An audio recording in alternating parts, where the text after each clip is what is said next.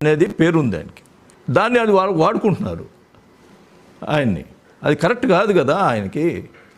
అంటే దాని గురించి ఆయన క్రెడిబిలిటీ ఉన్న అనలిస్ట్ కదా, ప్రజలు నమ్ముతారనే పరిస్థితిలో ఆయన వాడుకుంటున్నారు.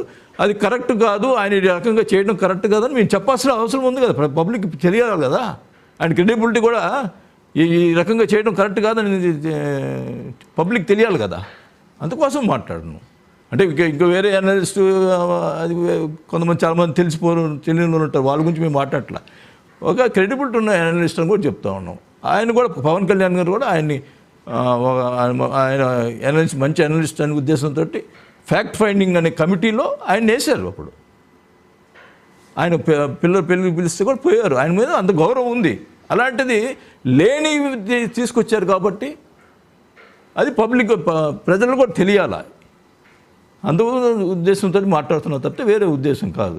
సార్ మరి ఇప్పుడు క్రెడిబిలిటీ ఉన్నటువంటి వ్యక్తి కాబట్టి ఫ్యాక్ట్ ఫైండింగ్ కమిటీలో సభ్యునిగా ఇచ్చారు బాగుంటుంది. మరి ఇప్పుడు ఆ క్రెడిబిలిటీ లేదని మీరే చెప్తున్నారు కదా, ఆ సభ్యునిగా తొలగిస్తారా ఆయన్ని? అది గతంలో పెట్టారండి, నాట్ నౌ.